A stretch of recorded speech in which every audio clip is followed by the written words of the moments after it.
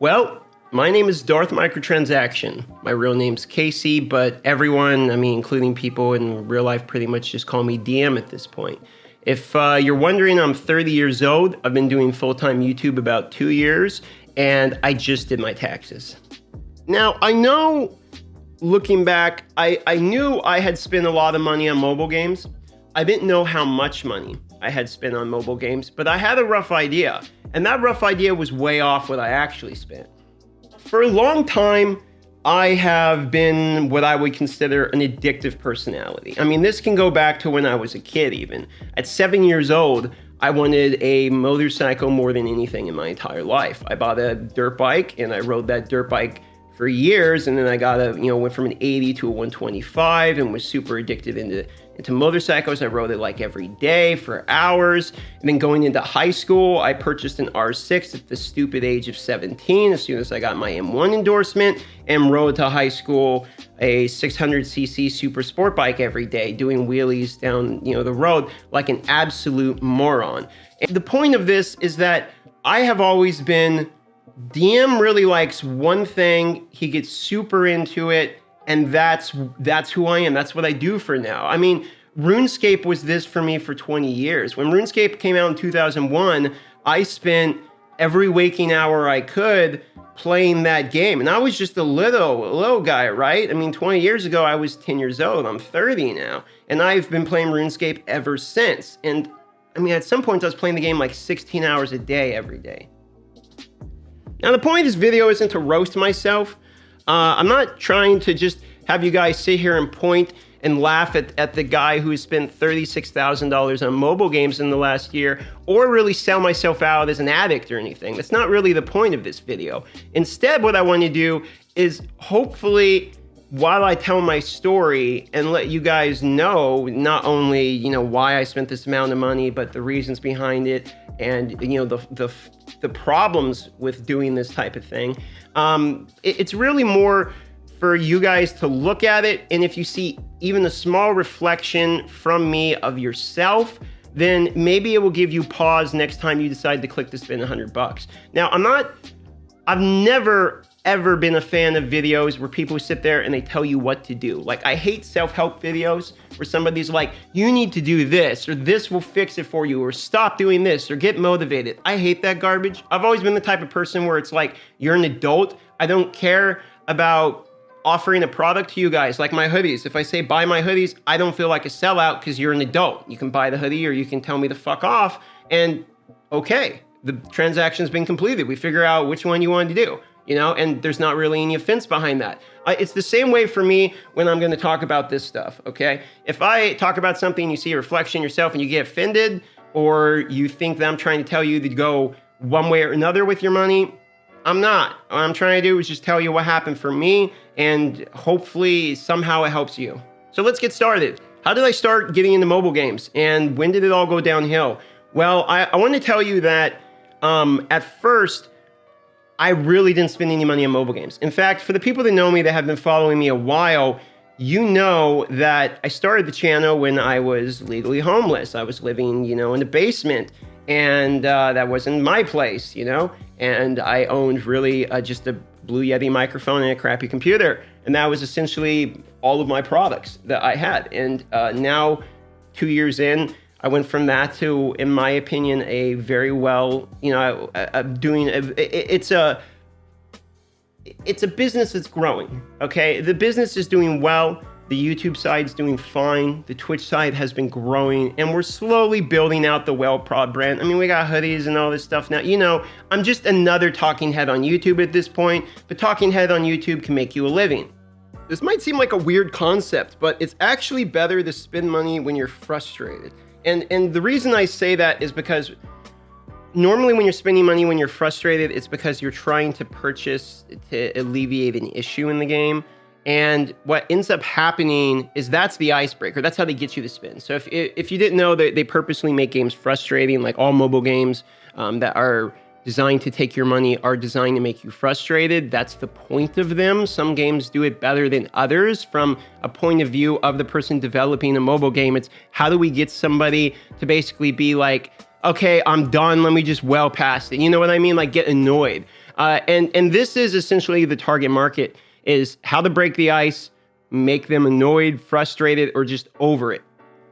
And so what I used to do was spend money to get past something. Like the first game I ever played was Star Wars Galaxy Heroes when it came to spending money on mobile. And back then I didn't have any money to spend. I mean, like I said, I was, homeless. The only time I'd ever spend any money on that game is when somebody literally bought me a pack. Like they would buy the pack for me. And sometimes people would do that as a tip because the only job I had was, back in the day, I was actually quite good at League of Legends. So I would coach people League of Legends through this website that's no longer alive called leaguecoaching.gg. I would teach people how to play top lane, support, whatever in that game, and they would pay me an hourly plus a tip. Sometimes people were nice enough to give me like $100 for an hour, and that was pretty good. And sometimes people would be like, here's a tip. And I had in my bio, like, you can buy me a pack in a game if you want to as a tip on top of it. And sometimes people did that. And so I had over, a year while homeless, probably spend $100 in a mobile game. Now, as anyone who has ever done drugs will tell you, you spend all of your time chasing your first high. And this is true essentially in gaming as well. I think we're all still chasing the experience of whatever game we fell in love with gaming. I know for me, I'm still chasing watching my dad play Descent and Super Metroid. Shout out to my dad if he sees this. I love him. And that's how I grew up with gaming. Like I will always remember the day that it was just me and my dad at home because my mom and my brother left somewhere, and my dad took down Street Fighter where he had to hit him because we were pretty overly, religious back in the day. And he's like, today me and you are going to play this game. Don't tell mom.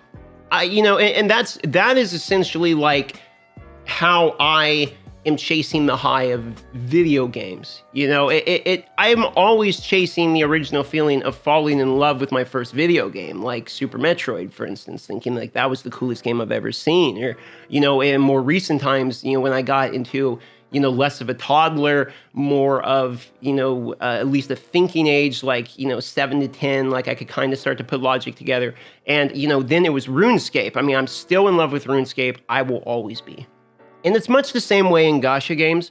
The first time you hit a really big jackpot, you're always going to chase that high. I mean, when you spend $100 in a gacha game and you pull a really big character, I mean, it's the same thing. I mean, it's the dopamine endorphins are a legitimate actual high. And you actually feel this way from gambling, which is why gambling is such an enormous industry. If you didn't know, Raid Shadow Legends' parent company, Aristocrat Leisure, is a company that makes gambling machines. They literally make slot machines and gambling machines and sell them to casinos. That's their business.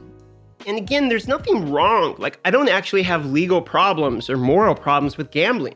I actually don't think I've done anything morally wrong with spending $36,000. But that's because that's my point of view. I'm a nihilist. I don't actually believe that really almost anything matters. You can call that a stupid opinion. That's just the way I see it, and you're welcome to your own opinion. But for me, I've never had moral qualms about the decisions I've made in my life because I never really cared, is the way I'm here for fun and to enjoy my time. I don't understand what else is the point of life unless you're going to try to make yourself non-joy. I've never really been the type where it's like, I'm going to spend my from when I'm born to age 55 being miserable in a 9-to-5 and work my way through so that at 65, I can retire with just enough money that I can die in a nursing home. Like, I've never understood that, which is probably why I ended up homeless. Somehow it all worked out for me. I mean, at least for right now, I got to do what I love, which is playing video games. And I got to do what else I love, which is chase dopamine, and I somehow make a living literally with the things that are the problem in my, in my personality or whatever you want to call it. Like I'm making a living being an annoying addict. Like that's literally what I do, and enough of you guys out there like it that thank you, you keep me afloat and I'm alive and I can, sit here and I can buy this cool piano and I play synth on, on every day on live stream and I got guitars over there, it's not flex. It's just like I'm able to survive and enjoy my life because enough of you guys out there are willing to, support it by literally just watching. I mean, somehow this channel is entertaining to enough people that I'm not dead yet. But to get back to the original point, $36,000 on mobile games and reflecting on it. Would I take back the $36,000? Yeah, absolutely. And the reason I'm saying this is not because, one, it's a huge chunk of money, which it is, but it's two, while I don't regret it at the time I spent it, what you can realize is, much like chasing your first high, everyone consecutively gets worse. So you have to spend more in order to get the same feeling. Like, to give you an idea, back in the day when we pulled a legendary on the channel, you saw my reaction. It was a huge deal. Nowadays, when I pull a legendary, it's like, there's my 5th death row. It's like nothing. It's a blip on the heartbeat. You know what I mean? It's absolutely nothing. The only time you can see me freaking out is we pulled Diluc on Genshin Impact, was the last really big pull other than Dracomorph, right? And that was about a year ago at this point. And pulling Diluc was a huge deal because we had like 800 people watching us. Draka had donated $600 straight just to try to get us to pull Diluc. It took $3,000 till we even ended up getting him. $3,150 is what it cost before we even got him. And on one character alone in Genshin Impact, we maxed out one character and it cost $2,800 just to max out one character in this entirely, which was Child, okay? And why I would do that, even with the legitimacy behind it of the business, it's like there still has to be in your brain something that's pushing you to try to get those endorphins and dopamine. And so it's not a self-help video, but what I want to get to in this point is just reflecting upon it, just being aware of that. I mean, you don't even have to change your patterns of behavior because, again, I don't believe you're doing anything wrong if you're wasting more money than you can afford. Unless you're, putting your family in jeopardy or something, and I get it.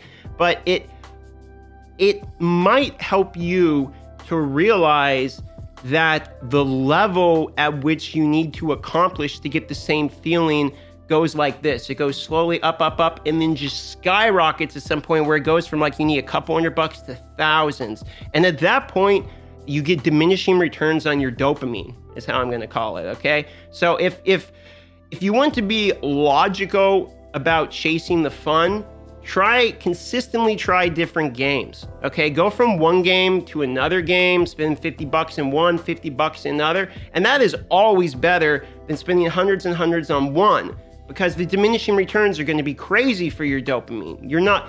As you're more and more of a veteran of the game, you need more and more in-game, or it needs to get better and better.